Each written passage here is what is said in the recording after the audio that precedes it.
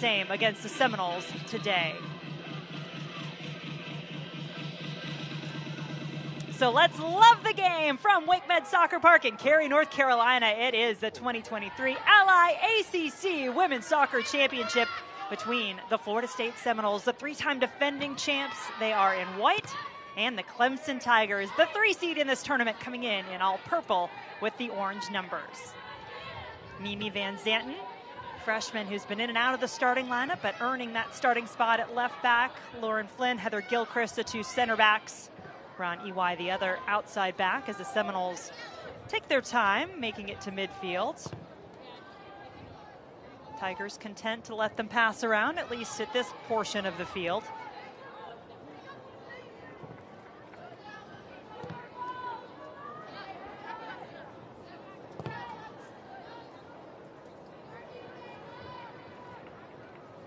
Eventually, the Seminoles will have to make a move that does not involve these two passing back and forth to each other. And it'll be interesting to see, Marion, when Clemson decides to pounce, what their trigger is in terms of when they will attack defensively.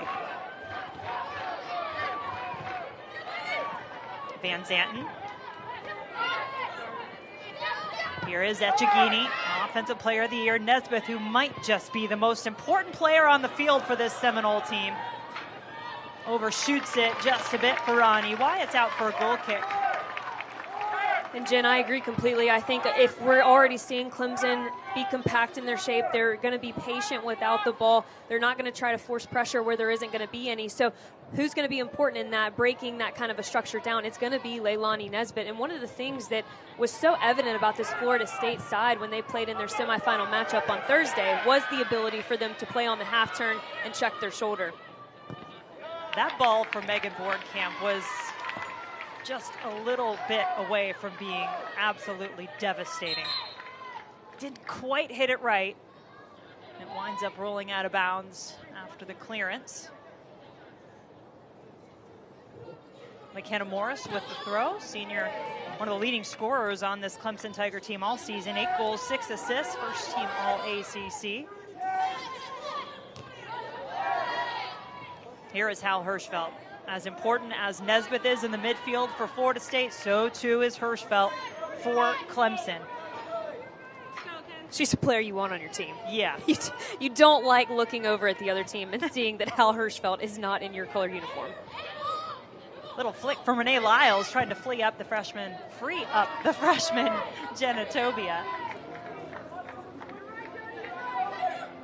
There's Bornkamp and Hirschfeld. Hirschfeld has been all ACC every year.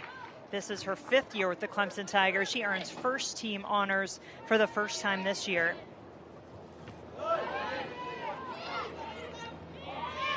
Caroline Conti controls it in the midfield for Clemson. EY steps up, but nobody really there to run onto it, though Dudley will make an effort. Took some contact, but no whistle.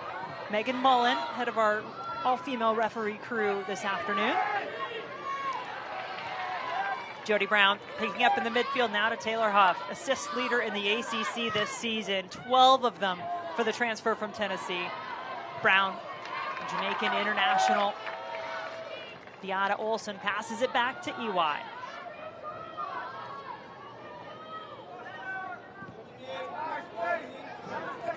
Lauren Flynn. Van Zanten keeping some width, opening some space for the freshman of the year. Dudley could not keep it in.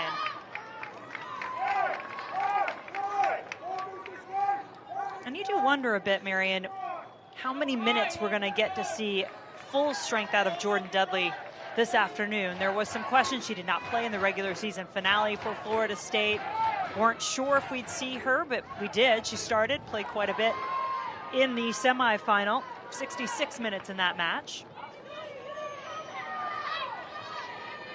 Was injured against the Duke Blue Devils on October 22nd, so trying to come back, get back to full strength, because when she is on the field, she is absolutely a difference maker. And also important to note, Jen, she wasn't subbed out in that game. She did actively take a knee in the semifinal game. Trainer came onto the field and then they made the sub for her. So it's definitely something that the Florida State coaching staff is going to keep their eye on today.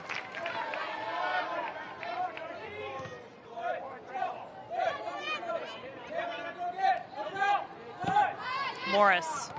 Pass taken away on the foot now of Nesbitt, but out of bounds.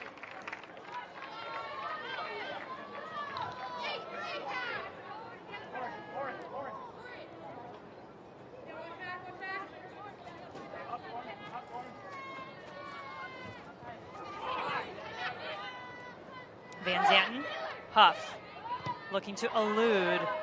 Hirschfeld goes to EY for some assistance. Gilchrist, no problem getting around Bornkamp, still has her on her heels, and now touch got away from her, although the foul is called. Had been allowed to play on at the moment with advantage. Now the foul called, and Florida State will take it.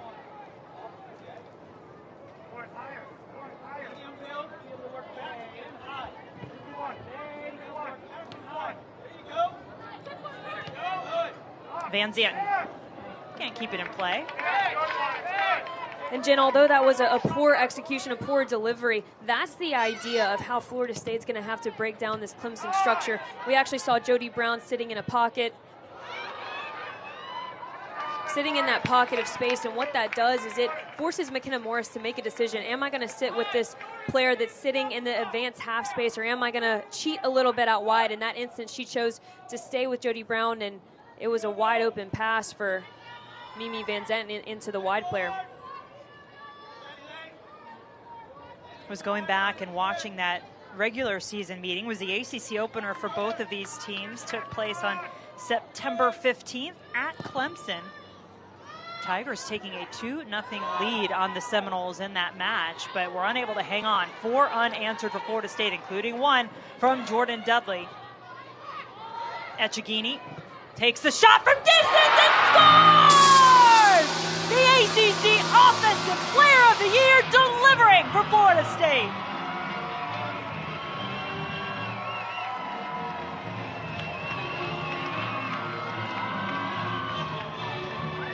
Onyi Echegini has already been a handful for this Clemson side. She was actually that player sitting in the pocket of space that I was referencing, and it's been allowing her to have freedom to roam when no one picks her up. She is so dangerous from this distance. Beautiful prep touch and a lightly textured ball right over Makowitz. Makowitz actually cheats a bit, thinks that it's going to start bending to her right. Ends up going right in the middle of the goal. And the question, Jen, for this Florida State Seminoles team has always been, can they start better? They're a team that is so dynamic in the second half. But as we look to this bigger, deeper postseason conversation, starting better, starting early is going to be a key for them. And they have answered that challenge already today. What a start for Florida State. Goal in the 7th minute is number 12 on the season for Echegini, and it is her 6th in the last 6 matches. It's got to make Brian Pensky very happy. His 2nd year as head coach of this dynasty that he's inherited and continued to elevate at Florida State, winning the ACC championship in his 1st year as a head coach, first coach in this conference to do that.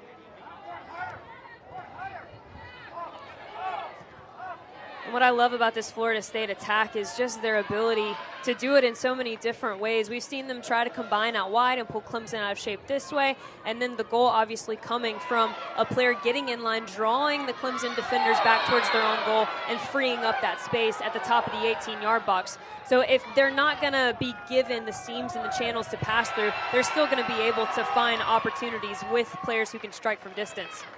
Yellow card issued to Caroline Conti of Clemson. Jordynn Brown is down.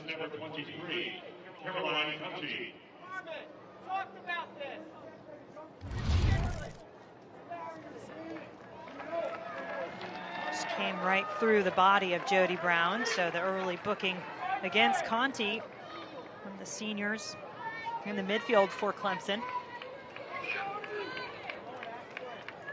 Tigers are going to have to fight their way back into this, but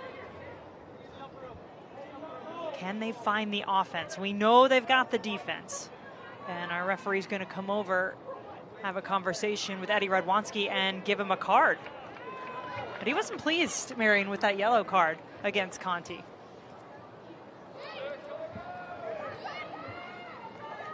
The yellow card His argument being that it's early in the game in a championship match to already be issuing a yellow, and for a player who sits at that holding mid position, Carolyn Conti, that's tough to play on a yellow and still have the same physical aggression that you would otherwise. Yeah, you can understand it. The referee wanting to set the tone early, that they're not going to let things get out of hand or be too physical, but you also leave yourself very little wiggle room. If you give a yellow early, you really have to make sure it's yellow worthy. And I mean, I think there's an argument to be had that foul could have been, but maybe wasn't necessarily a yellow. And the note to the rest of the players on the field now is that perhaps yellow cards will be given a little more easily than otherwise. Dudley had it at her feet. Brown still going after it. Clemson defense reeling a bit as this high-powered offense from Florida State continues to come at them. Renee Lyles, can she make something happen in the middle? Huff takes it off of her foot.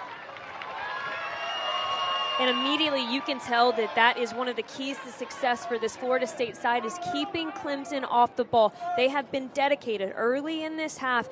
Anytime they lose it, there are multiple numbers swarming the ball, try to win it back, because they know that Clemson is most comfortable with the ball at their feet. Christina Roque, familiar face in goal for the Seminole team, senior goalkeeper, ACC Goalkeeper of the Year last year. Of course, a national champion with this Florida State team. Last time they won it in 2021. The Seminole team has had such success, winning the last 3 ACC championships, going to the last 3 NCAA College Cups. And that's where they intend to get back, right here to Cary, North Carolina, in just about a month's time, December 1st and 4th. College Cup coming here to Cary once again.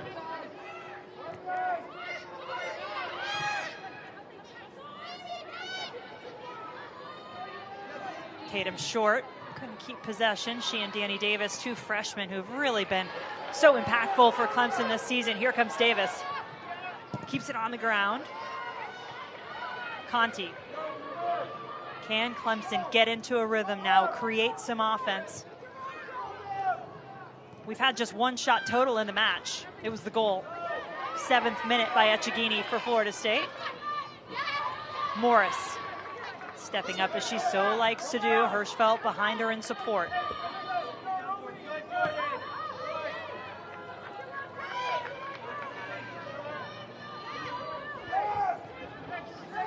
Harper White, Mackenzie Duff, the 2 center backs for Clemson. Now Hirschfeld.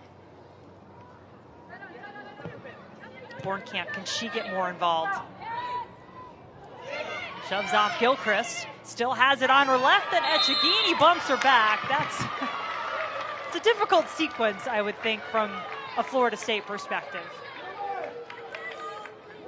And that's where Clemson is going to be so dangerous. If they want to have a lot of numbers moving forward, it's going to be Megan Bornkamp checking into the midfield, which allows to spring other players going forward. In that instance, Megan Bornkamp actually turns and creates the foul. And this is where Clemson's really dangerous. This is actually what we talked to Brian Penske about before this game, not giving up silly fouls in bad parts of the field, because she is one of the best aerial threats in the country. Can Clemson take advantage of this opportunity?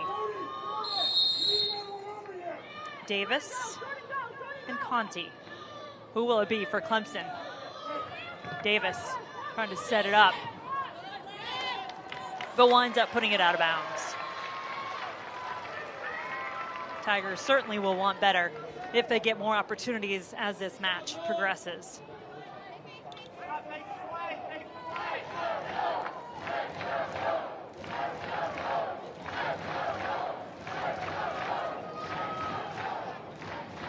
Good crowd.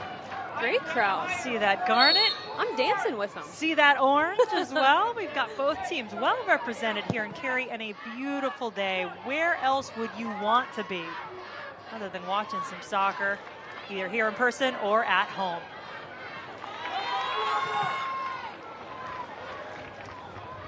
Now, Clemson, we talk a lot about their defense, but they actually have a pretty good offense as well, yeah. Marion. Last time you and I covered them during the regular season, that's actually what we chose to talk about. You see Florida State #1, and then there's Clemson just a couple of goals behind. Those are their overall goal scoring numbers for the season. So this Tiger team can score, but can they be as consistently good on the offensive end as they've been on the defensive end this season? That may be their challenge as they continue forward, both in this championship, that's a handball on Dudley, and in the NCAA tournament. And how high a seed will they get? That may be at least a warning, just delaying the restart for Dudley.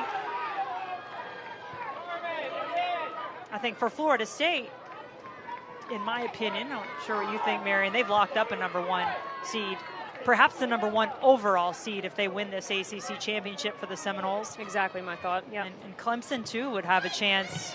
They were #8 when the first top 16 reveal was announced a couple of weeks ago, meaning they would have home field advantage through the quarterfinals if they can maintain that high of a seed. And to give some insight into mine and Eddie's conversation.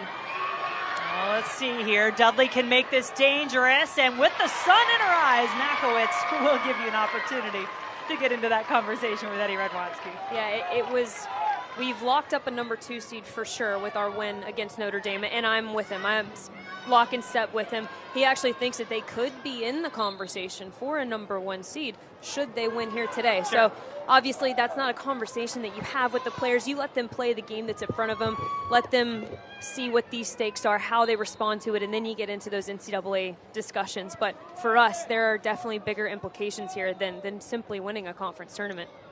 And just to make some of those numbers clear to those of you who might be wondering, the way that NCAA women's soccer does it, they will seed the top 4 teams in each of the 4 different parts of the bracket. So there are 4 #1 seeds, there are 4 #2 seeds. Hence, when I said Clemson was an 8 when that initial 16 was revealed, that would potentially put them, if they bump up a little bit, you need to be in that top 4 to get a 1 seed, and then the next 4 after that would be your 2 seeds, theoretically. But do a lot of math in women's soccer. No one tells you about that. I try to stay away from that as much as possible. Me too, Jen. That field will be announced tomorrow, 4 p.m. on NCAA.com.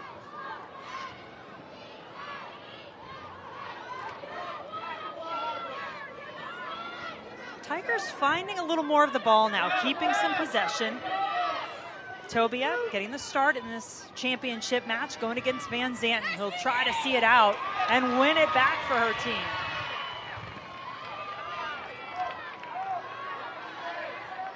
That was just an incredible showing of 1v1 defending for Mimi Van Zanten. We saw another instance of Ron Ely on the far side against Tatum Short. So this winger outside back matchup on both sides is going to be something to watch.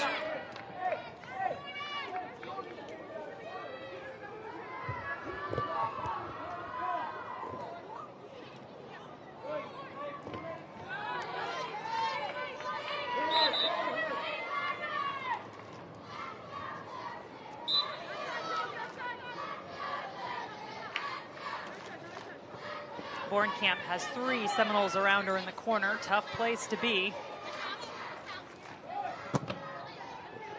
Does stay in play for Clemson.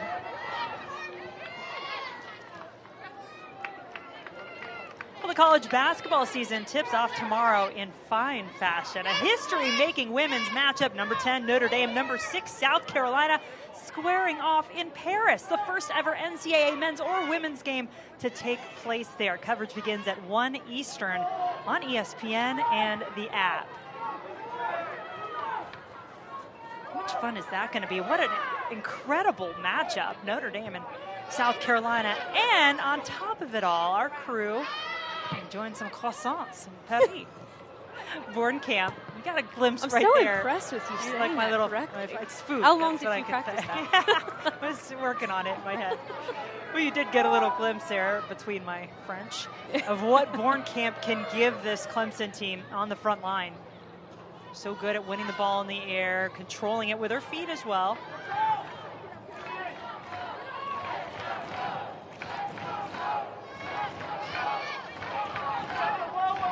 Clemson having to claw their way back into this match with the early goal in the 7th minute on what remains the only shot of the match, but here's a turnover. 3 Seminoles running toward the goal. Taylor Huff let her touch.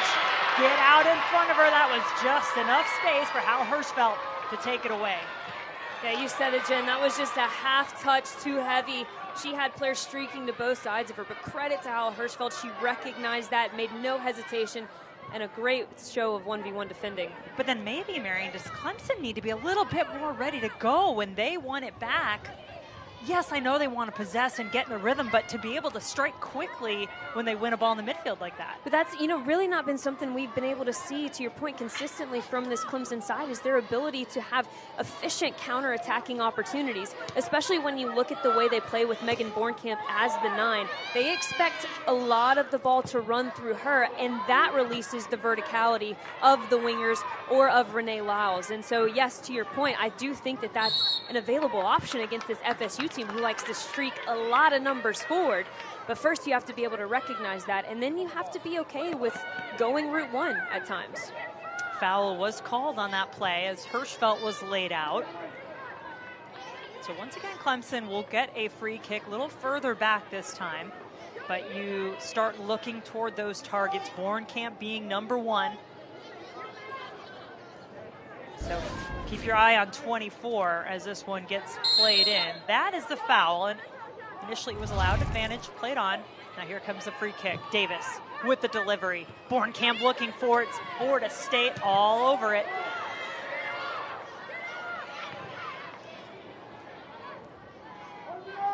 And if you're Florida State, you really want to limit the fouls in that area of the field. The delivery from Clemson is always quality. In that instance, Bornkamp checked back to it instead of making that back post run, but you still don't want to give her a chance to beat you in the air.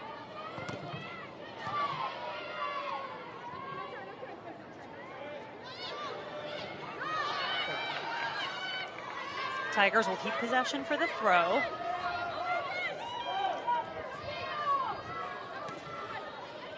Bornkamp, not much she could do with it there.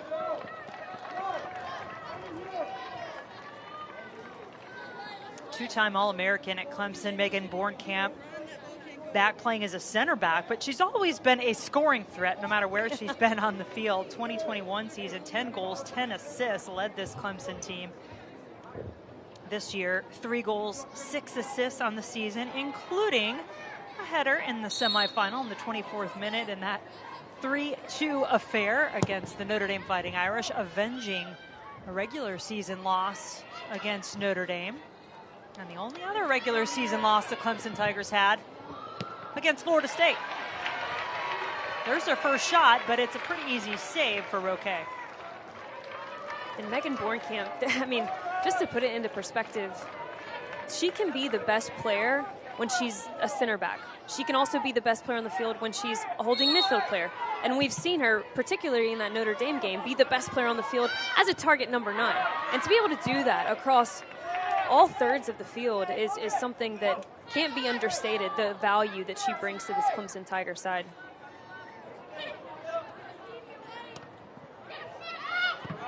Well, that regular season matchup, with both coaches told us, felt like a different season, really, so long ago to open the ACC season. It really ebbed and flowed with momentum. Clemson owned the early minutes of that match. But then Florida State took over. What a pass from Echegini! Olsson had Makowitz out, but not an angle to put it back in the goal.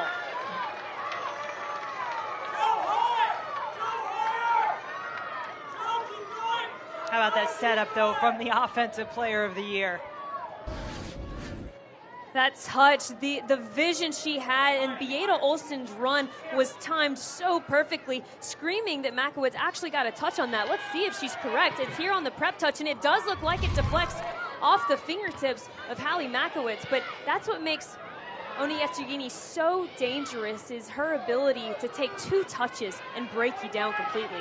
Nigerian international Echegini grew up in London, England, but Nigerian heritage allowed her to play in the World Cup this summer for Nigeria.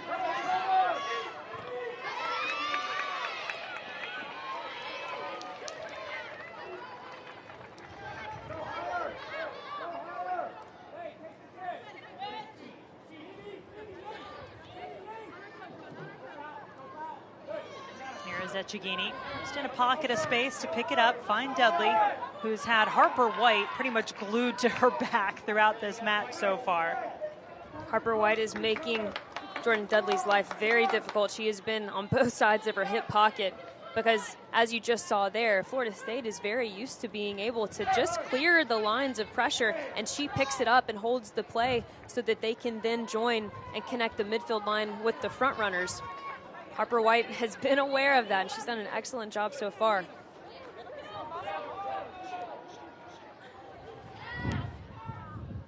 Mimi Van Zanten with that throw in, and I have to say, I don't ever root for teams, but what I do root for is creative fan wear. I'm with Put that. it that way. I'm with that, okay. Boy, the Van Zanten family, I know they would have come prepared for this one. With Mimi Van Zanten playing for Florida State, Kiki Van Zanten playing for Notre Dame, had their regular season match, and that family went all out with the split shirts. It was beautiful. But a well-deserved win for the Clemson Tigers to get here and spoil that Van Zanten party in the final.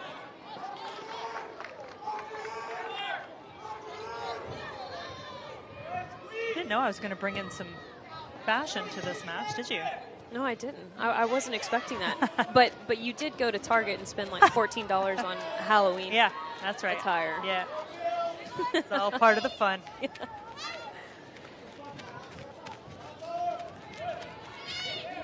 Nothing says fashionista like the bargain rack and Target. That's what I can bring to the party. Nesbitt. Pretty much always where she needs to be, Leilani Nesbitt. And Echegini saying, come on, freshman of the year, let's get you into this match. Makowitz got a touch, and boy, was it just enough. Oh my goodness, what a threat Jordynn Dudley is. Especially with that kind of service. And that ball looked a good 10 yards ahead of her ability to get it, and she just glides forward and does just enough to get a touch on it, but so does Makowitz. She cuts off the angle, makes it really difficult. If Jordynn Dudley gets a hair more pace on that ball, it's 2-0 Florida State. And that's how they can beat teams in a multifaceted of ways. We've seen them. They've tried slip passes that just got out of bounds. We've seen shots from distance, and now we're seeing their ability to go over the top and just have more athletic kids on the field than you.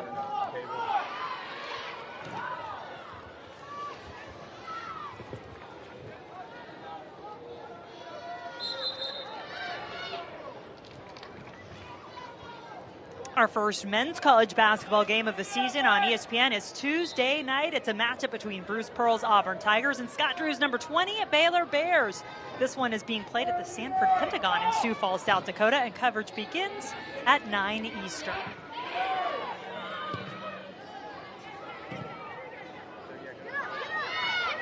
Tobia. Back to Morris. Lyles smothered by Nesbitt.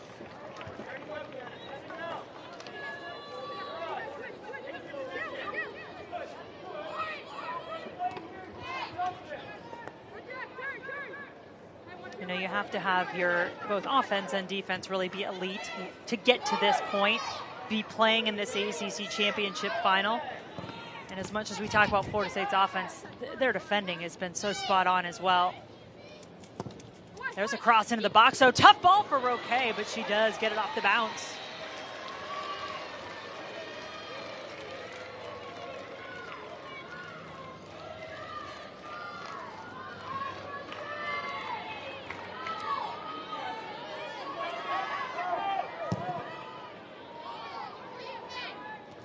Dudley, one touch, trying to spring Echegini, and McKenna Morris, well prepared.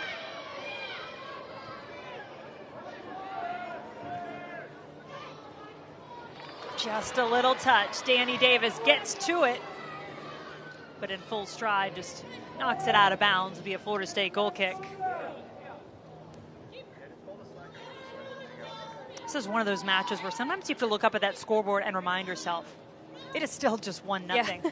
Because in a lot of areas, Florida State has dominated, felt like they've been threatening, but Clemson knows they are just a goal away from this being even. Taking another step towards something they have never done in program history, and that's to win an ACC championship. They've been to the final 3 times, the last coming in 2002, but have never won. Tobia And she and this freshman class helped this Tiger team make some history. They need a goal to get back in this. Lyles. And let's see if this changes anything. We have not seen either team earn a corner kick until now. And what led to this corner kick was much better in so many parts of the game so far. Clemson has been forcing the play centrally, and they are so much better when they pull players out wide and have these 2v1 situations in the wide channels. That's what they did there, and it's what led to the corner kick. Corner kick will be taken by number 7, Daniel Davis. Davis to take the corner for Clemson. Driven across, Bornkamp going for it! Clemson has tied it! Cue up the set piece, even the score.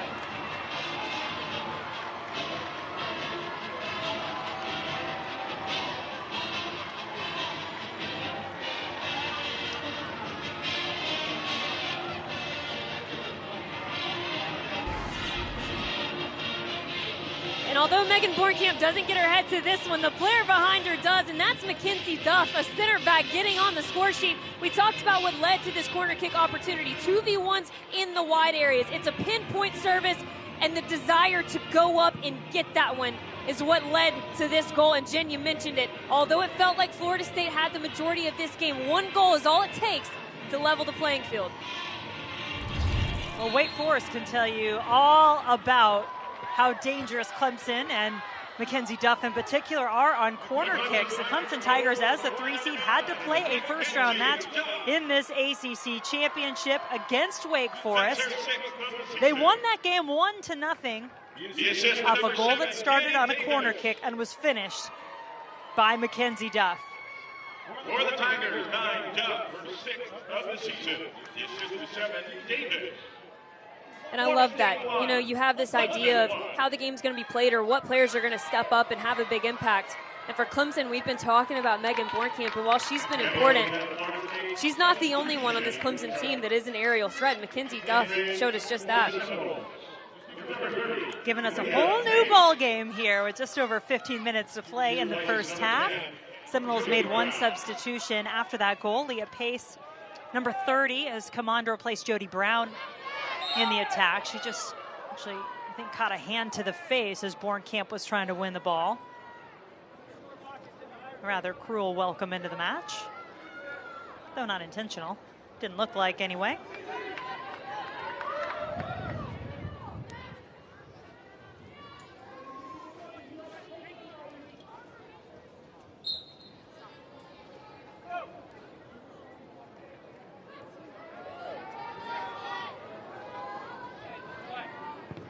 Nesbeth keeps it on the ground for Pace, who just gets run over by Conti. And now Florida State will try it a little closer to the goal. And if you're Florida State, you've got to keep asking questions of Conti, the player that is already sitting on a yellow card. She's a physical player. Can you ask questions of her ability to maintain that aggression within the bounds that the referee has set for us early on?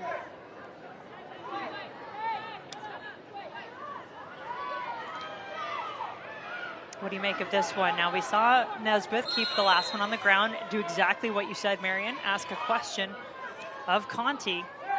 Just look at all the bodies jostling for position now as Nesbeth gets ready to serve it up. Dudley broke free from the pack. It is up and out. Goal kick, Tigers. That could not have been a better service.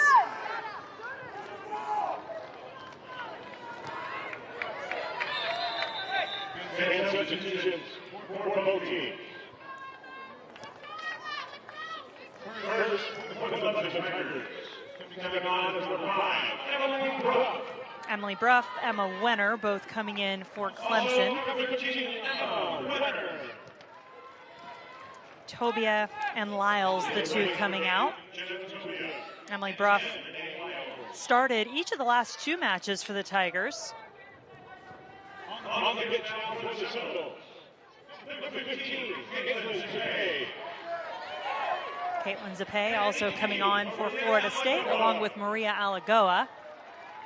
So you said it right off the top, Marion. It is always difficult anytime you go Thursday, Sunday, which these teams have done all season, They do it in the postseason.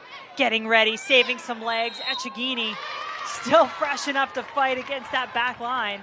The offside flag came up.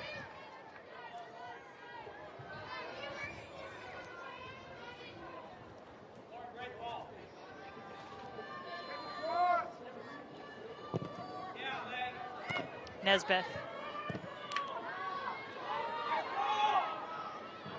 Short. Losing her balance as she tried to bring the ball down. Gilchrist has Bornkamp, so Short on the left still. Bornkamp still central. Wenner is on the right, and Bruff is in that number 10 attacking midfield position. This ball intercepted by Van Zanten. Striding forward up the middle of the field. Tripped up by Hirschfeld. Really choppy here these last few minutes. And perhaps a bit by design for Clemson, Marion. It's just not allowing Florida State to get into any sort of a groove when they get in this attacking third. Yeah, exactly, Jen. That's how Hirschfeld coming into the ankle of Mimi Van Zanten.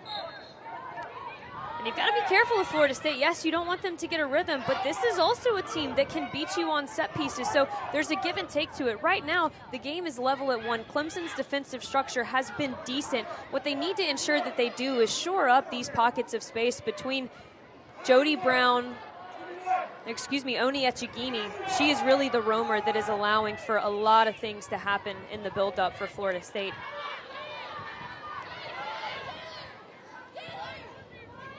Flynn, senior, had a hat trick in the regular season finale.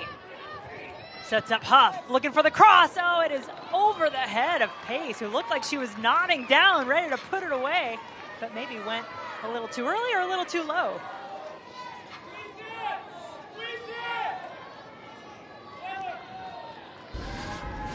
And Taylor Huff, we haven't called her name a lot, but just a little shake of the shoulders frees her up to get in line. And you have to wonder why Leah Pace just didn't die for that one. She already had her head down. She was just about a half step off. Here come the Seminoles again, though. Echegini outside of the area. Huff onto it, but out of play. And Florida State still without a corner kick in this match. Tuesday, we'll have the exclusive reveal of the next college football playoff top 25 rankings. Reese and the guys will break them down from top to bottom, have coaches' reactions, as well as a live interview with committee chairman Boo Corrigan, the NC State athletic director. That'll be at 7 Eastern, 4 Pacific on ESPN and the app.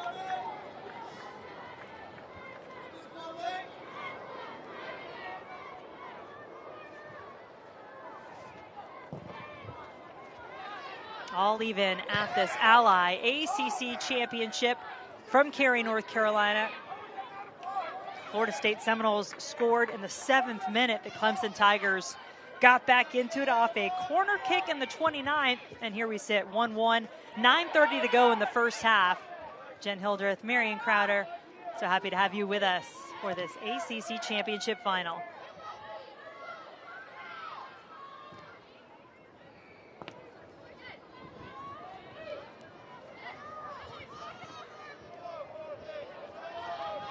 "25 championships will be played across the country today in women's soccer. So exciting as we get set for that. Field to be announced tomorrow. Field of 64 for the NCAA tournament. Nesbitt. I'm going to poke it through for Echegini. Not quite on the mark. I don't mind that decision from Nesbitt, though. So sometimes Florida State's shape will look like 4 up top. And what that allows is, instead of playing with 3 in the midfield like they quote-unquote line up as, it allows Leilani Nesbitt to have control, free reign over the entire midfield area of the field. She can play on the half turn. She can spray balls out wide. And she's a player that will more consistently than not pass the ball. So I'm never faulting a player to have their own go. She saw that. She saw that they were respecting her ability to pass out wide. Instead, she tries to drive centrally. What did Brian Penske say to us when we talked to him before the semifinals? Talked about his front 5. He said, well, really, it's a front 6. I'm going to include Nesbitt in that group. As well he should. And when they push so many numbers up top, what that also does is make Hal Hirschfeld drop into the back line for Clemson, just freeing up all the more space in the middle part of the field for playmakers like Leilani Nesbitt. Tatum short coming off, Maria Manusos coming on. She had quite an impact off the bench. Manusos in the semifinal earned the penalty kick. That really wound up making a big difference, as that one was 3-2 in favor of the Tigers over Notre Dame. They needed that penalty. Bruff had some fancy footwork, but team defending by the Seminoles takes it away. Alagoa now Echegini. She'll send Alagoa.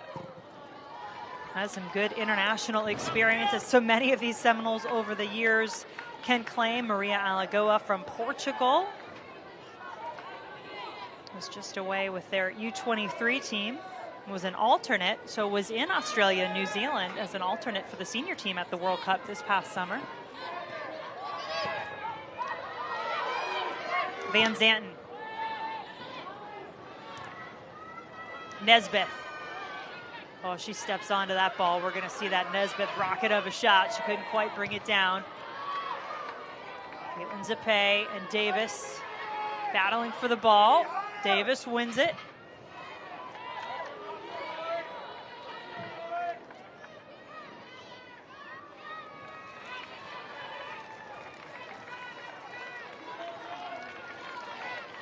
It's been a historic season already for this Florida State team.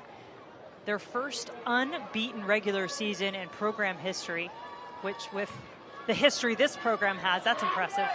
Yeah. And then Clemson trying to play for an ACC championship, something they have never won in women's soccer in this tournament. Wenner. Back to Morris. You know McKenna Morris is going to be up in this attack at some point or other in this match. Can she make a difference when she does go? And the powerhouse of Florida State's offense, all the weapons they have really kept the Clemson outside back, specifically McKenna Morris at home. White. Hirschfeld puts it up in the box. Tough ball. Roque bravely out to win it. That's the way you defend your area if you're a goalkeeper. She's taking a second. Gather herself. Make no mistake about it, she said, this is my 18-yard box. Came out strong to get that one. Held on to it the entire way. And this was well covered by all the Florida State defenders. Every single player was marking a purple jersey. Excellent job, excellent display there from Florida State defensively. I like that ball, though, Marion, Wasn't from a ball. Clemson, because think about it, if it's just maybe a foot back from the goal, Bornkamp's got a good chance to get on it. Here they come again. Winner, Bornkamp in the box. Best look she's had all day. And to your point, Jen, teams will start to respect trends that you do. And Clemson is a team with trends of building out wide and building in possession. So when they do make that decision to go route one with that ball from Hal Hirschfeld, it opens up the balls that they really like to play, which are these out-to-in services, because now FSU has to respect the fact that they can go route one, they can beat us in the air, and then it opens up more space for them to operate out wide.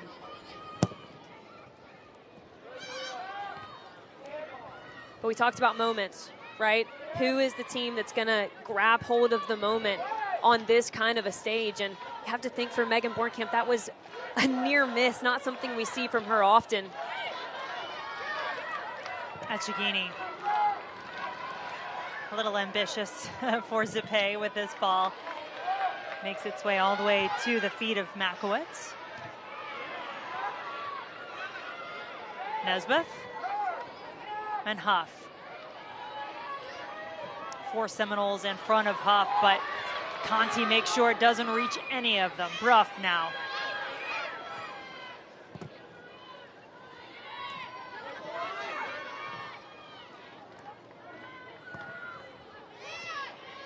Hirschfeld, leading ball for Wenner. A little too much lead. 3 minutes to go in an absolute battle here for this ACC Championship trophy, Ally ACC Championship. 1-1 between Clemson and Florida State in our first half. Of the commissioner, Jim Phillips, joining us at halftime. Look forward to his visit. Glad we could get on his travel schedule. He's always all over the place, taking in ACC games and championships across all the sports.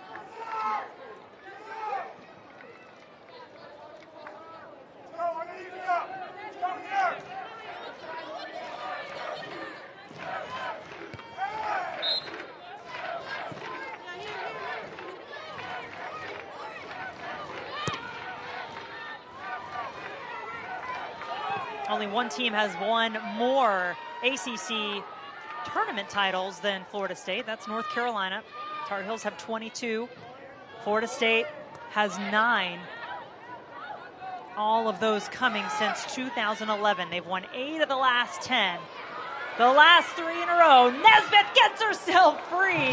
That's why you like to see her shot, but she slips on the delivery and can't get it on target.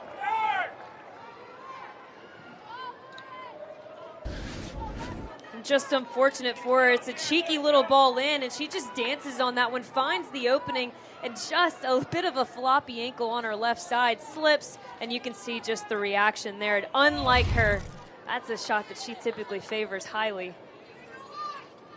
Shots 5-3 in favor of Florida State. Each team with 2 shots on goal.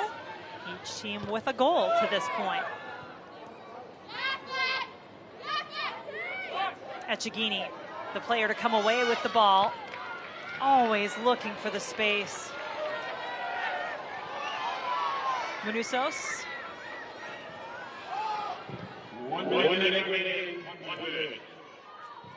Gilchrist.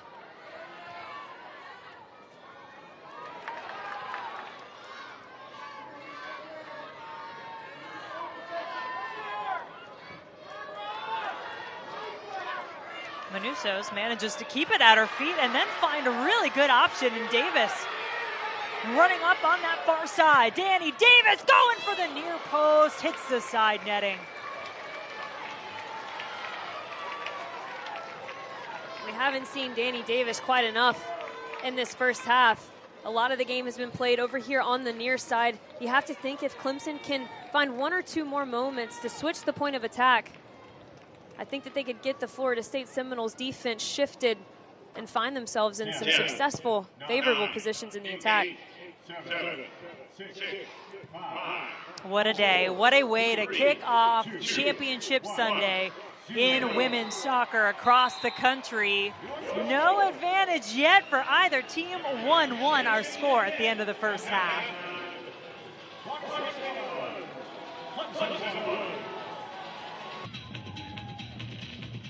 Great atmosphere here in Cary, North Carolina. What a day. And what a way as we're ready to crown a champion. Now we'll get going. And Megan Bornkamp swings it over to Hal Hirschfeld. Clemson wearing the purple, attacking right to left on your screen and looking like they were just about to get into that attack right off the kick for the second half, with the ball bouncing back on Jenna Tobia. Missed touch. Can Beata Olsson take advantage? Jordynn Dudley there to pick it up, and Hallie Makowitz, still it's there. Echegini.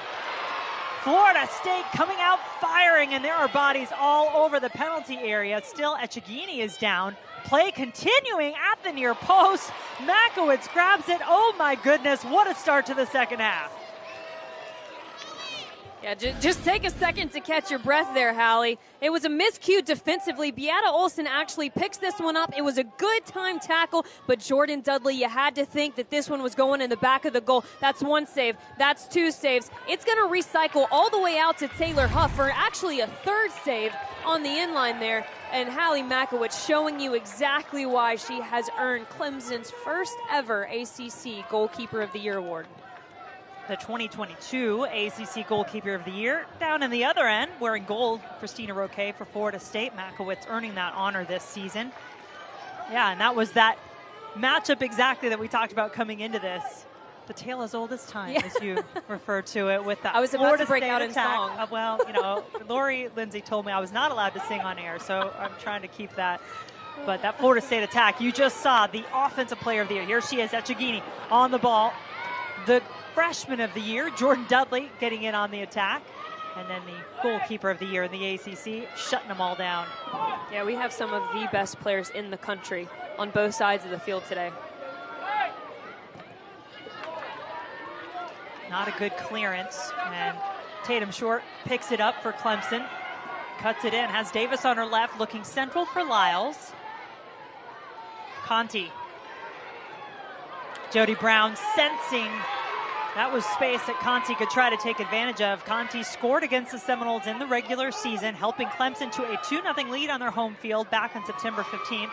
But Jordynn Dudley and the Seminoles came roaring back. Olsson won't get there before Makowitz.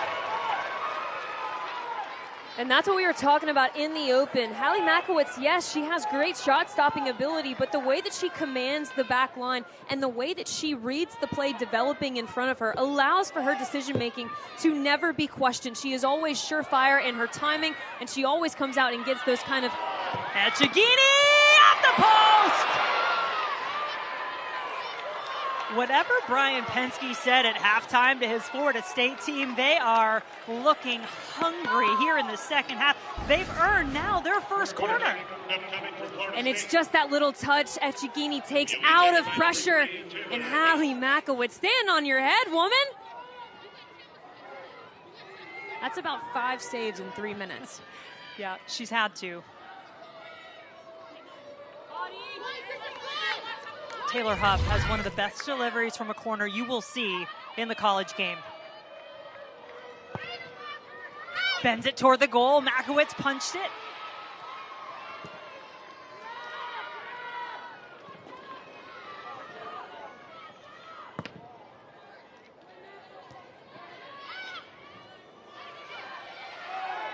Gilchrist, that is a foul against Tatum Short and Clemson.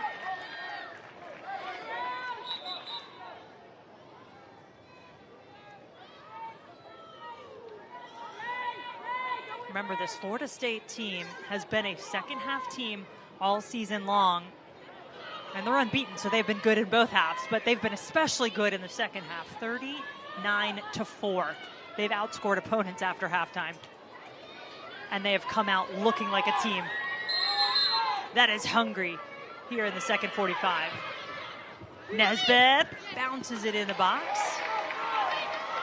I get that idea from Leilani Nesbitt, just a kind of a low-driven ball, hoping that Jordynn Dudley could get there, just a little toe poke to the near post. Unfortunately, she was just a bit heavy on the delivery. Echegini. EY.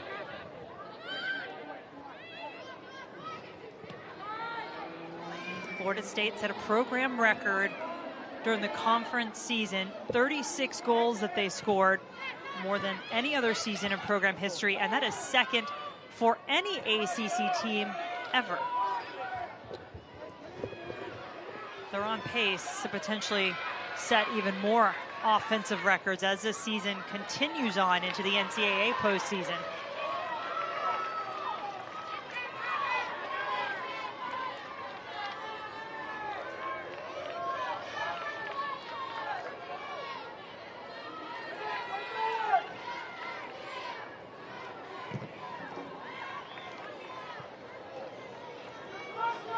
And a bit of a formation change in this second half for Florida State. We're seeing Jordynn Dudley, the player on the front, acting as that target number 9. She's acting as a left wing move. Beata Olsson to the target number 9, which is actually how they started the season. Ended up liking Beata Olsson over there on the right-hand side. So maybe we'll see a lot more interchange between those two. Try to get Jordynn Dudley a little bit more in a speed mismatch on the wide areas. You think that's what they're looking for with moving her out there? I think that they like when McKenna Morris stays home. And in the first half, they were able to do that because the ball was played primarily on this near side. So I do think that they want McKenna Morris to always have to think about Jordynn Dudley and whether she should make that streaking run forward. And that's one of the attack. Huff curling off. Olsson in the box with her left foot. Beata in the second half in that target number 9 position. Yeah, it's her runs off the ball that really allow for the movement and the shifting of the defenses. As we look at that replay, you see she timed it perfectly, just stepped a foot or two off of the center backs. It allowed her to make that streaking run and stay on side. And Taylor Huff, what a ball. Unfortunately, doesn't get her hips turned around that one, and it goes into the side netting. Beata Olsson, senior for the Seminoles. Scored a goal in the semifinal, in that 2-0 victory for Florida State over Pitt. Congratulations, by the way, to Randy Waldrum and the season he and his Pitt Panthers have had this year. Look forward to watching them in the NCAA tournament. Nate Norman and Notre Dame as well. Those were your 4 semifinalists in this ACC championship. North Carolina, Wake Forest, the other 2 teams from the league that made the top 6 and were able to compete in the Ally ACC championship.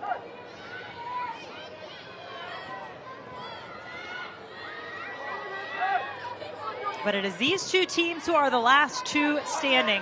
One of them will take home that ACC championship trophy. Davis drives it across, and though it's a long reach for the 5'7" Roque, she gets it out of the air.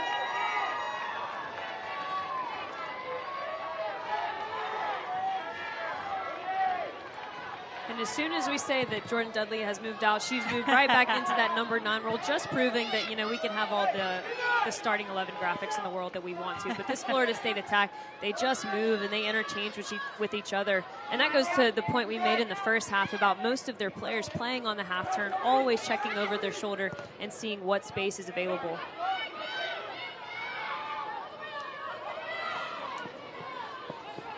EY just monitoring the ball out of bounds, making sure that Tatum Short can't get to it.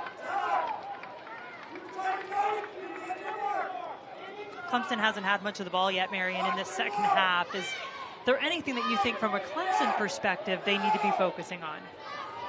What I thought that Clemson did really well, that maybe went a little bit unnoticed in that semifinal, was their ability to pick up the loose balls. So they challenged for the first one, and then they would pick up the second one. That allowed them to really build out their possession, expand their shape. Right now, we've seen a lot of white jerseys picking up the loose balls in the middle part of the field. If Clemson can find a way to win some more of those challenges, I think they'll be able to build in a better position, in a more advanced position. Bornkamp can keep it away from Nesbitt. And then Leilani Nesbitt is fouled. Brian Pinsky calling for a yellow card. Does he have an argument?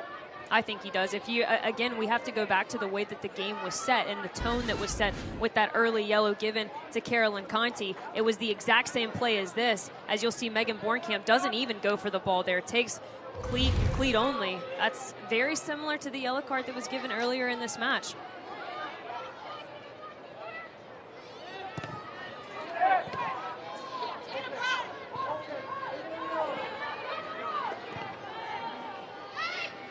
Roque. Back out to Flynn. The hat trick scoring center back for the Seminoles. Olsson. Not an easy ball to bring down, but look at her go. Beata Olsson, edge of the area. And then Clemson just not taking any chances. That probably could have come all the way through to Makowitz. Yep. Instead, it's cleared out of bounds, and this will set up Florida State for the corner. Beata Olsson has really, to your point, Jen, been a bright spot. She's come out with a vengeance in this second half. It was a bit of a mistouch, but she just worked and worked to get there before Danny Davis. To your point, Hallie Makowitz should have called that one off and just caught it cleanly. Taylor Huff, 12 assists on the season, including one off of a corner in the semifinal. Sets it down, serves it up toward the back post, up and over the head of Gilchrist.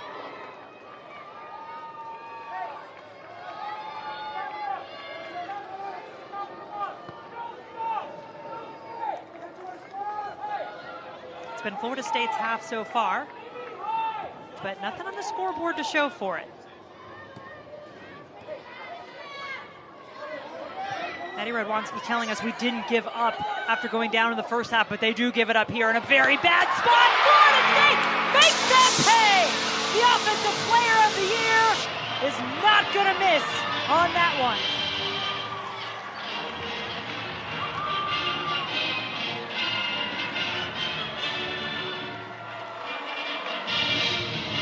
And the question has to be asked, why the short goal kick? Jordynn Dudley immediately put Harper White under pressure. It forced this turnover to Beata Olsson, who just plays a lovely pass to the back post of an oncoming Echegini. But this was a mistake from Clemson. This is not a Florida State team that you want to play short goal kicks. They have players with intense amounts of closing speed that we saw from Jordynn Dudley. And that was a defensive miscue turned favorable for the Florida State Seminoles, who really don't need any help in the second half.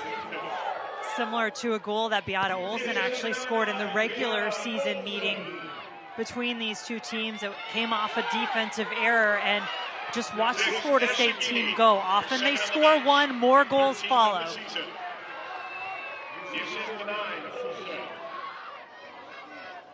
And for Clemson now, it's about how you respond. That's what these big moments, these big games are about.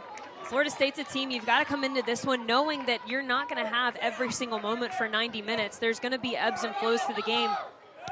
And if you're Clemson, this is obviously a time where the tempo and the momentum is against you. So what do you do to grab it back?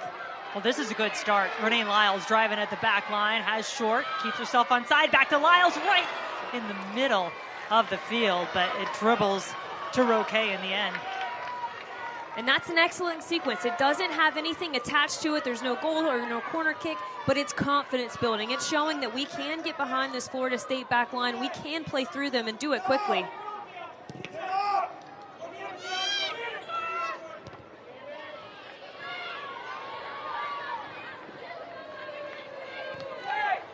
Clemson wins it, but just as quickly, Lyles loses it to Nesbitt.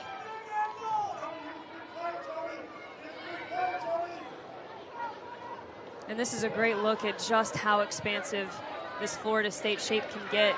And Clemson is a team that actually does a lot better when they have compact players together. Hirschfeld looking for Tobia.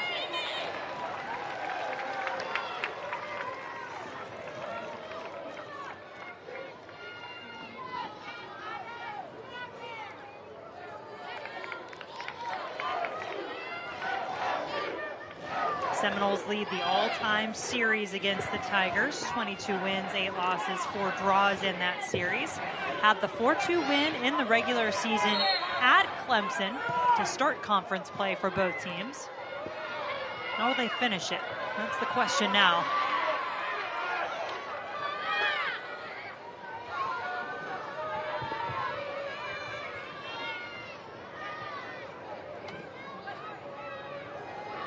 They say defense wins championships, but it's been the Florida State offense that has had the better of this elite Clemson defense so far. And to that point, Jen, I will say, though, Florida State's commitment to winning the ball back quickly once they lose it has really been outstanding today. Olsson holding her ground, keeping some width. EY on the overlap, but has to work to keep it in play.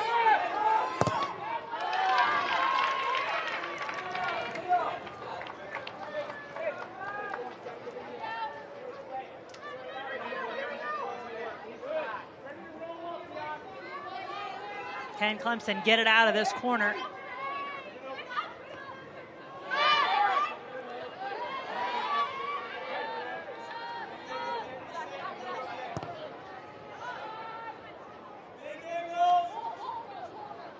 Quite different conditions here today than we had on Thursday for the semifinals. Of course, we kicked this one off at noon. Semifinals occurring at night. It was cold, everyone. In case you forgot, I did not. 72 and sunny right now, Marion. That's a little better. Tatum short. On the run. EY not biting. Dudley gets herself into the play. right in front of the Clemson bench.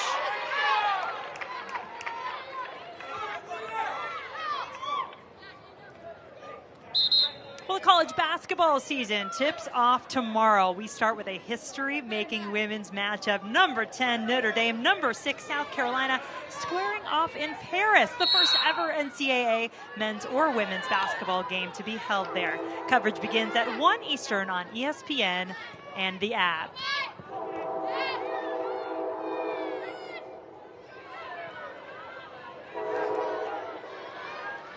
I'll also have the preseason favorite, Virginia Tech Hokies. Excited to see them, preseason favorites in the ACC. They're hosting High Point at 5 p.m. on ACC Network tomorrow. So basketball season officially is here. Cannot believe that. I know. I say that every single year with women's college soccer, though. It just goes by so fast. NCAA field for women's soccer will be announced tomorrow. An announcement coming at 4 p.m. Eastern on ncaa.com.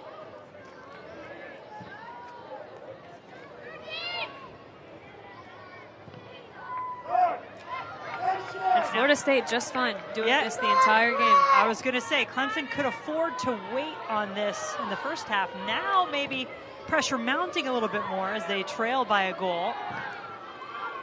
And it was just enough pressure there. Bornkamp leading the charge.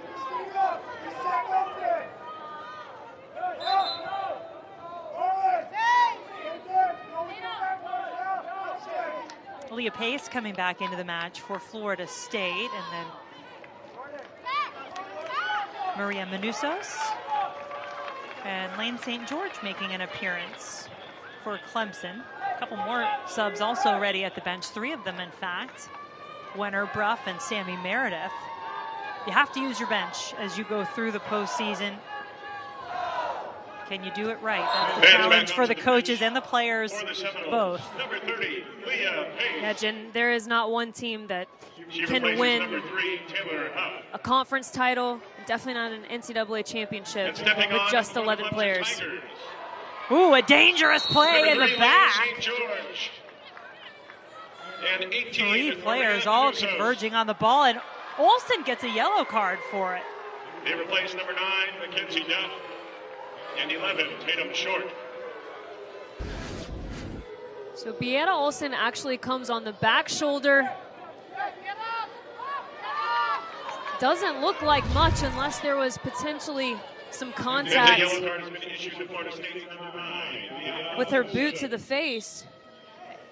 It looked like she had a hard time really slowing herself up as she came into that contact, but yeah, the yellow card was issued. Certainly wasn't an issue of Makowitz having possession. She didn't. Here come those 3 subs that I had just mentioned for Clemson. You are allowed a re-entry in the second half college soccer, so you'll see more activity on the sideline usually as players can go in and out in the second half. There's Sammy Meredith, number 29, who just came in. She'll take Bornkamp's spot there at the top for Clemson. That was excellent work by the Clemson defenders. They chose the right moment to gamble. A couple of really tough passes from FSU players to one another, end up getting the throw in. That's more that we're going to need to see from Clemson if they want to have a little bit more of the ball, which we all know that's Clemson's favorite way to play, and that's when they're at their most dangerous.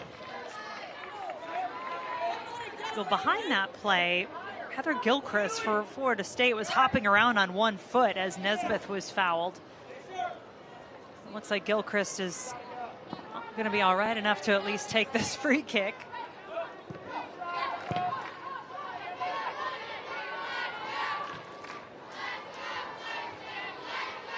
You almost feel like this is part of the match where Clemson has to just withstand a few minutes, give some of their starters a chance to rest their legs, catch their breath.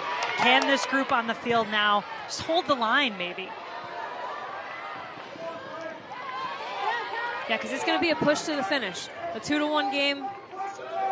You want to give your starters a chance to come into the last 15-ish minutes with a fresh mentality, some fresh legs. and a bit of a renewed sense of spirit and urgency as they get to see the game now from the sidelines. It only makes you want to get out there more. And that's what they need out of this Clemson Tigers team if they want to equalize. Foul will set up Nesbitt and the Seminoles.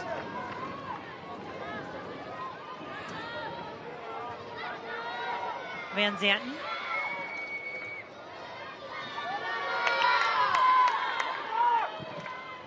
Flynn across the face of the goal and out off of the head of Echegini.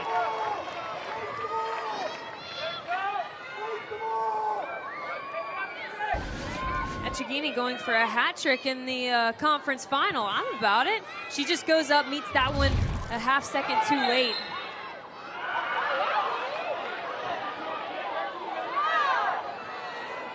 Another foul has Nesbitt holding her back and slow to get up.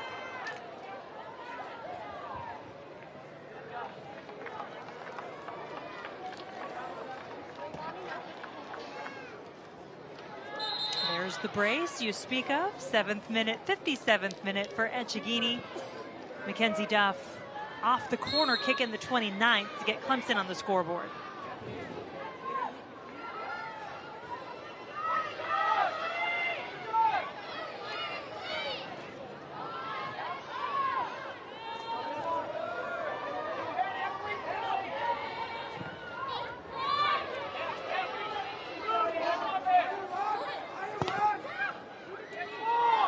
Has to be played right. Danny Davis has slid into that center back spot now with St. George coming in at the left back position.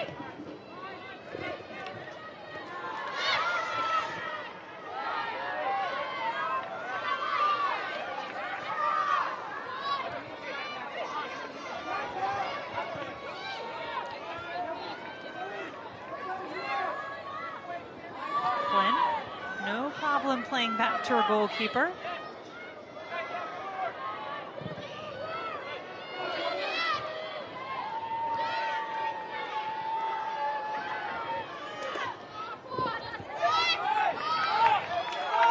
Clemson throw.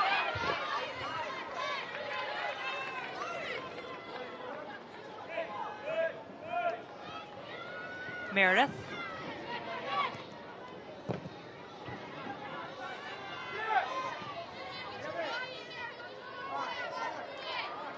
It's gotten a bit more disjointed in terms of the flow of this match in the second half, but never really in a situation where Florida State has looked too uncomfortable. In a bit of pain maybe because they've taken some fouls, but in control with the 1-goal lead since that Echegini goal that she put away in the 57th giveaway from the Clemson defense. Bruff.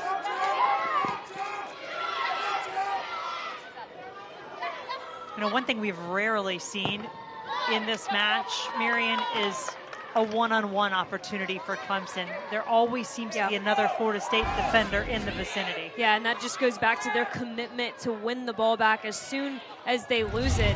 Meredith turns on it, puts it on the goal, kick save from Roque. Wow, how did that open up so quickly?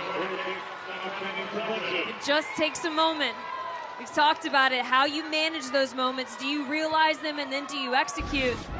And for Christina Roque, she hasn't been called upon a lot so far in this game. It's easy for her just to get out of a rhythm. Instead, she's alert, she's aware. You see her actually take that half step, that half inch towards the back post, thinking that the ball was going to go there, and is able to come back and get it on the near. Last corner kick for Clemson, wound up in the back of the net. St. George trying to keep this alive, keep it in play. Echegini doing her part. Defensively now for Florida State, as well as the offense she's brought throughout this match. Meredith.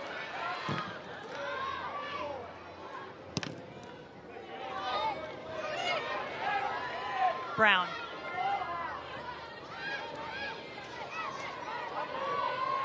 Brian Pensky for Florida State really has not subbed as much as Ed Radwanski and Clemson has here in this second half. And the substitutes for Clemson have been quality. They have put in really, really good minutes off the bench. You talked about withstanding some of that pressure. This group has actually gone out and gotten a lot of the momentum back.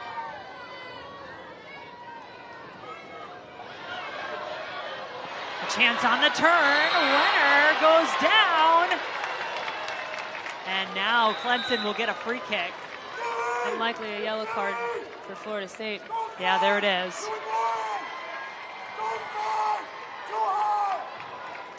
Referee seems to be particular to fouls occurring when a player is behind another player, and that was just a jersey pull. So we've seen some really hard challenges that haven't been yellow card worthy, but every single foul that we've seen coming from the back of a player, through the back of a player, has ended up with a yellow card. So what here for the Clemson Tigers? Conti puts it up, and Roque says too close. Too easy for Florida State off that service.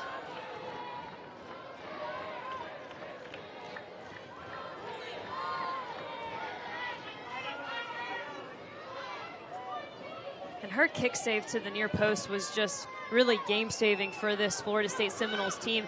We've seen how many saves Hallie Makowitz has made, and when goalkeepers are allowed to make save after save, a lot of times that just builds their confidence. They start to see the ball a lot better. They're more alert. Christina Roque has not been called on near as much, but she still is able to keep this one Florida State's lead.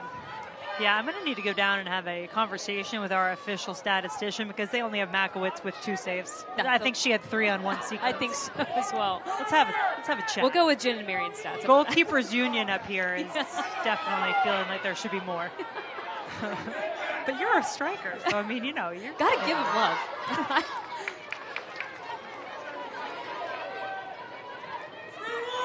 Meredith.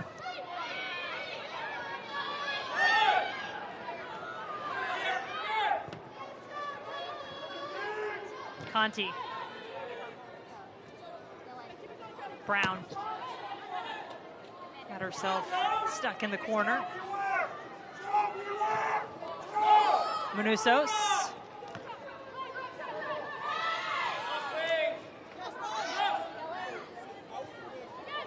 This is a tight area to try to free yourself from if you're Clemson, the way that this dogged defending of Florida State has been, and this is a goal kick.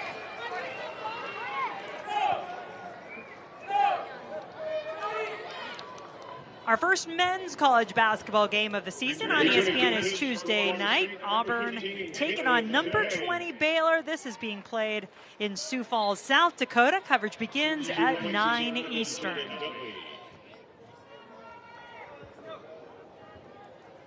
Dudley coming off as Caitlin Zapay comes back into the match for Florida State.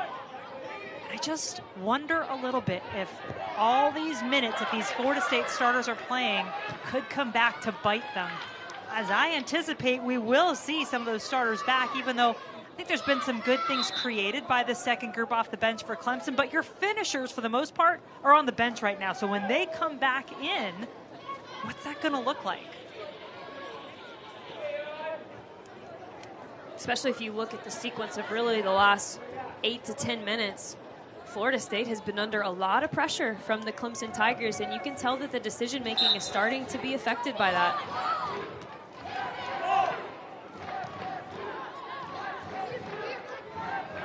Davis couldn't get much on it. Hirschfeld having to drop back, help defend. Echegini. Zazape wide open. Now Makowitz comes for it. She was a little bit late, but still made it in time. Can this bring something the other way for Clemson? The impetus to strike quickly after winning the ball really hasn't been there much for Clemson today. You said that's not really been something they've done this season. This is a foul on Conti. Remember, she was booked, picked up a yellow card in the opening minutes of this match.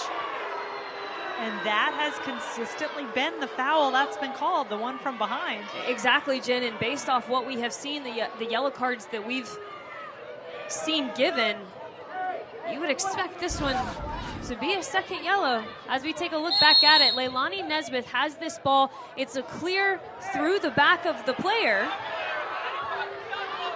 which has been yellow card after yellow card this entire match.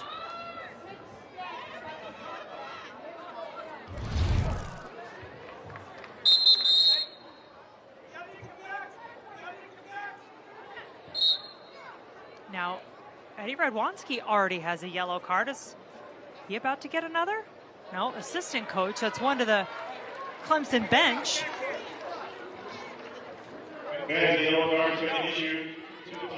a little strange to me because I think that Clemson is getting out of this one in the more favorable position, especially, again, seeing the consistency of the yellow cards given to tackles being made from behind the player. Caroline Conti sitting on a yellow already. You would have to think that they're happy with that no call, that no card.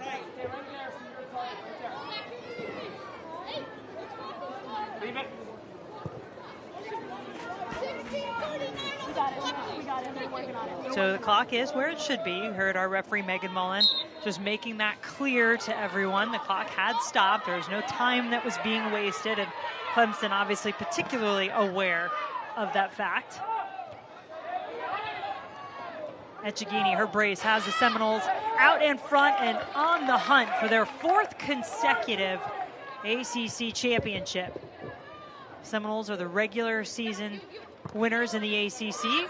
First time they've done that back-to-back. Shared the title last year with North Carolina. That's just great effort. Winner winning the ball for Clemson, and what a recovery! Van Zanten makes a huge tackle.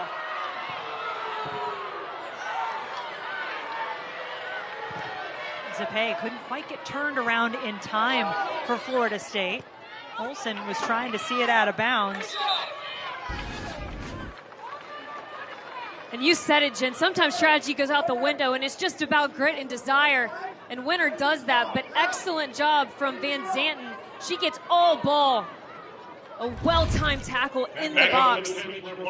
Van screaming for a penalty, but that was an excellent call by the head referee. Taylor Huff coming back into the match. It gives Jody Brown a rest, at least for now. She comes off. Got a couple of subs at the table ready to come in, including Megan Bornkamp for Clemson. Sydney Benerick there as well.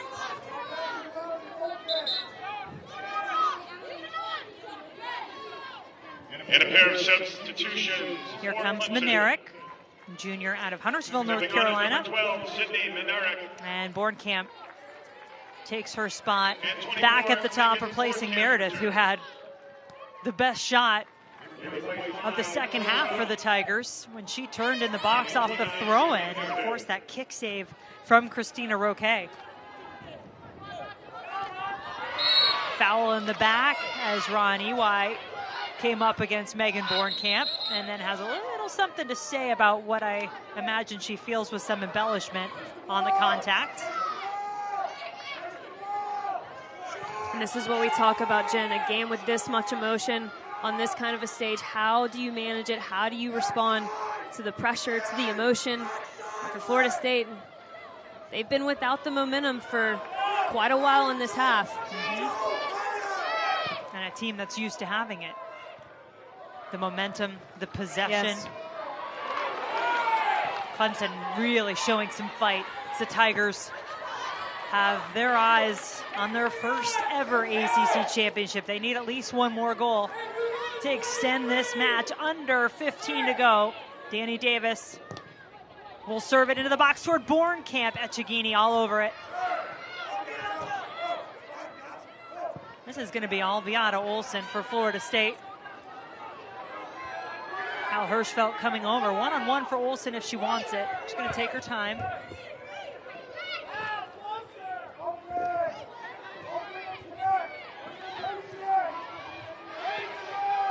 Nesbitt looks up, sees Van Zanten running into the box. Van Zanten is called offside.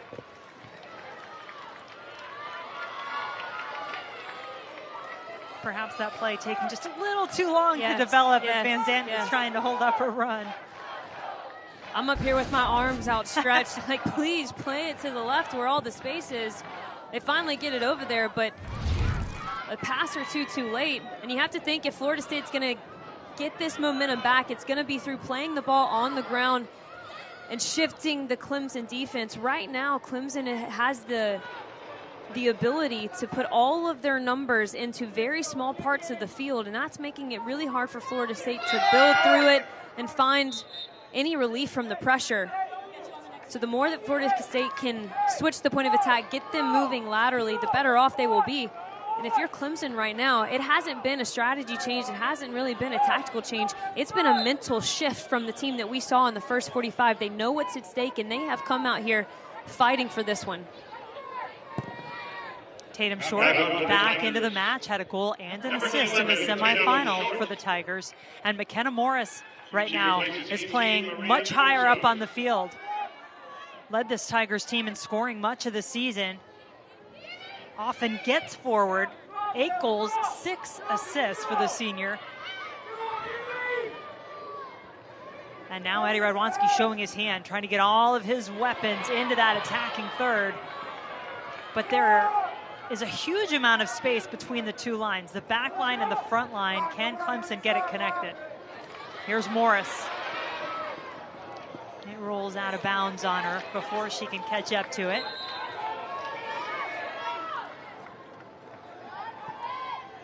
Mackenzie Duff, goal scorer for the Tigers, back onto the field, starting center back.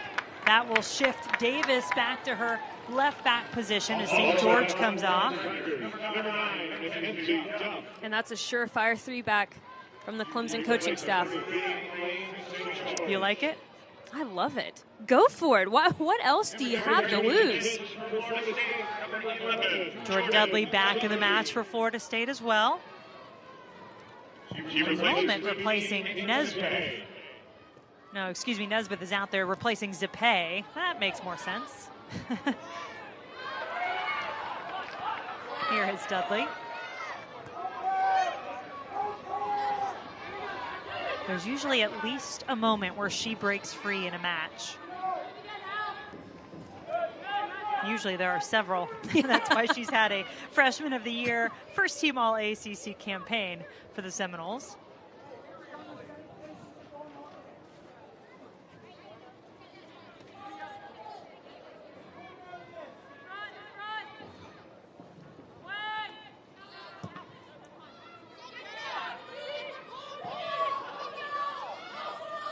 Came into this ACC championship saying it could look very different.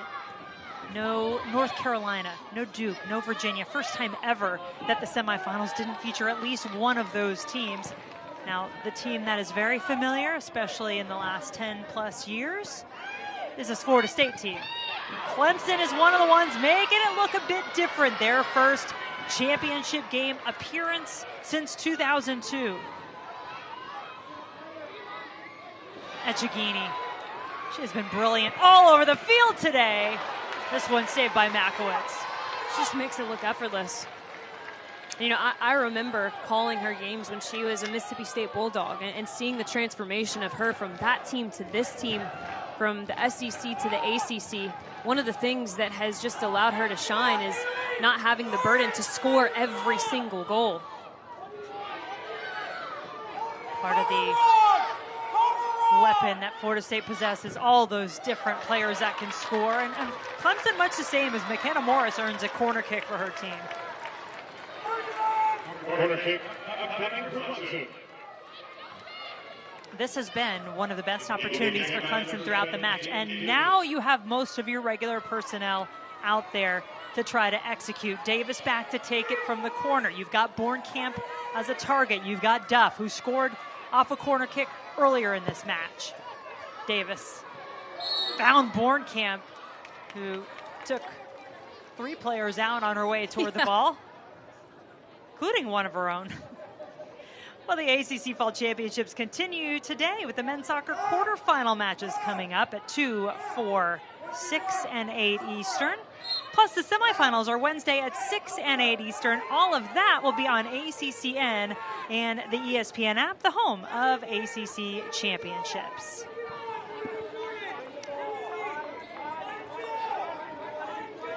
Under 9 minutes to go. Florida State trying to hang on for their 4th straight. But it has been Clemson with most of the momentum in this second half, especially since that Echegini goal in the 57th minute.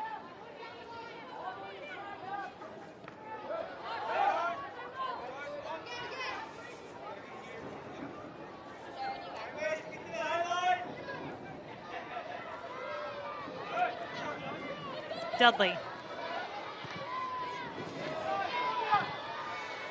Now Clemson looking to strike a little quicker, getting it to the front line. Bornkamp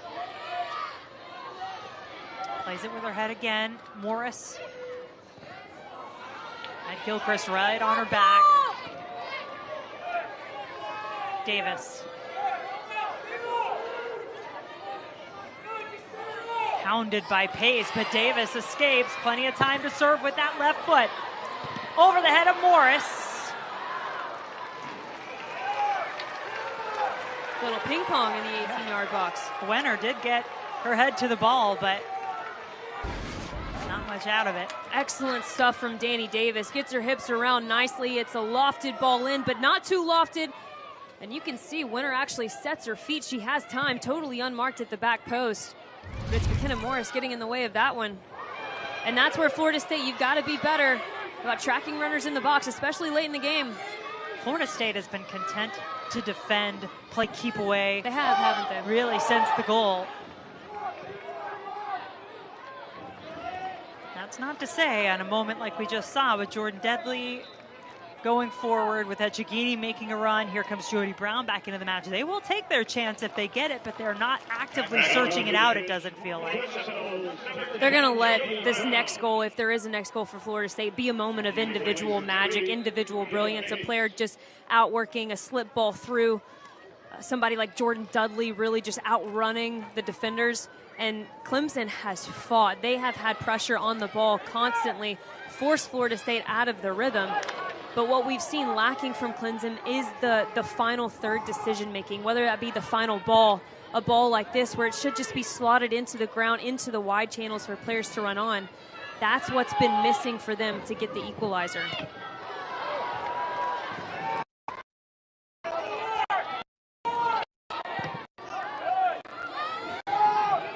EY says, go fetch. Plenty of time and willing to concede possession there. Let's see what Clemson can do.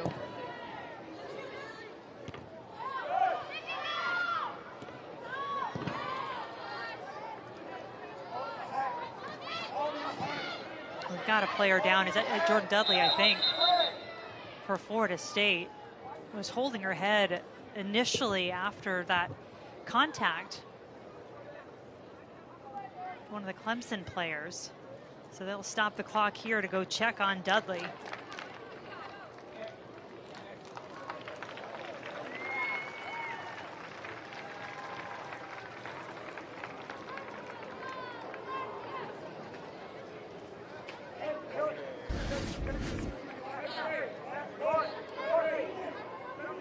Hal Hirschfeld, Jordynn Dudley tangled up.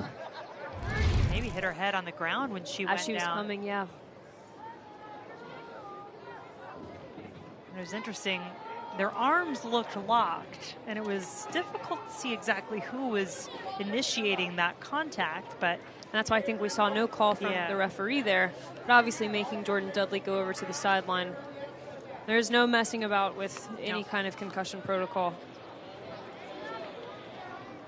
You can see some of the Florida State players right now getting water bottles tossed out to them. 70s and sunny. Different feel from when they were all bundled up, except for Brian Penske, who continued to wear shorts as it dropped down to 40 degrees. He looks a little more I told him I would not ask one question about whether he was going to wear pants today. He was a good I'm glad it made the broadcast.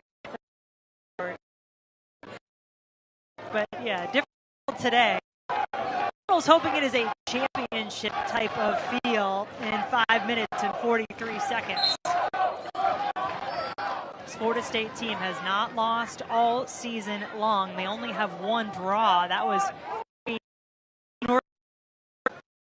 they earned that draw. They had in the final seconds. Morris in the box for Clemson. right, a little bit unnerved here. Yes. At least on the restart, and now here comes another corner. Yes, and that just goes back to the amount of pressure Clemson has been putting on this Florida State side. Decision-making has been questionable. Fatigue today. Runners on the move as Davis put it a little too close to Echegini, who's done an excellent job of finding the ball in the air defensively for her team, as well as putting it in the back of the net offensively. I think I have a pretty good idea of who the MVP will be if this result stands. You don't say. Me too, I'm with you. Not a long streak.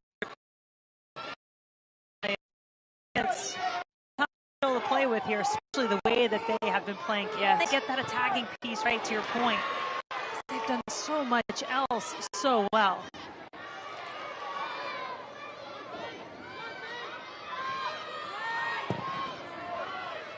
Tatum short. EY stepping up to win it for Florida. Brown rolling off. Does she go to the corner? Or does she, well, loses it. Maybe took a little too long deciding where she was going to go. EY gives her some help. Just go over there and waste some time.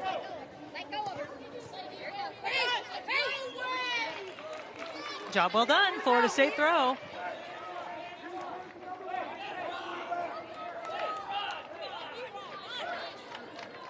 Florida State team so seasoned, so experienced on a championship stage. One of the questions you asked, Marion, how would both of these teams handle the extra pressure that comes with playing for a championship? Well, you can bet Florida State's been feeling it for quite a bit of this second half.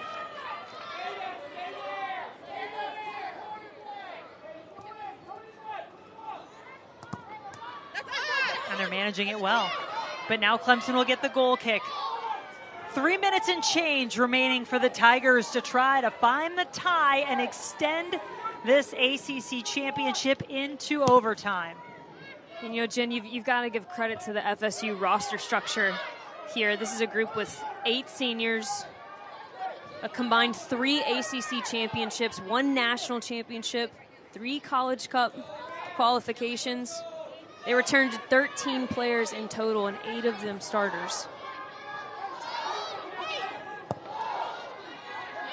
Trying to add another trophy to that incredible legacy that you just mentioned, and it's pretty impressive what this group has done, what it continues to do. Some new players like Dudley, obviously, making an impact this season as well. Huff, the transfer, Echegini in her second year after transferring from Mississippi State. So she does eventually lose possession. 2 minutes to go. Clemson needs to get it down to the other end of the field. Nesbeth ready and waiting.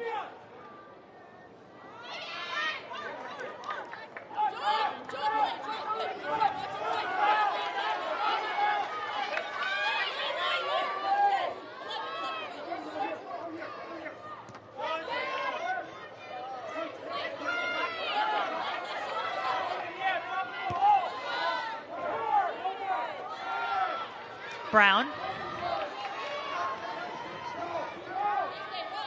Dudley to the corner. The frustrating game of keep away. Clemson has been stuck in this for far too long over the last few minutes. By the way, if you're looking for the American Athletic Conference Championship, that will start over on ESPN News as we're waiting for the finish of this one. Just over a minute to play from Cary, North Carolina. And the Ally ACC Women's Soccer Championship, the Clemson Tigers need a goal. Florida State Seminoles, 3-time defending champions of this tournament, looking to make it 4 in a row.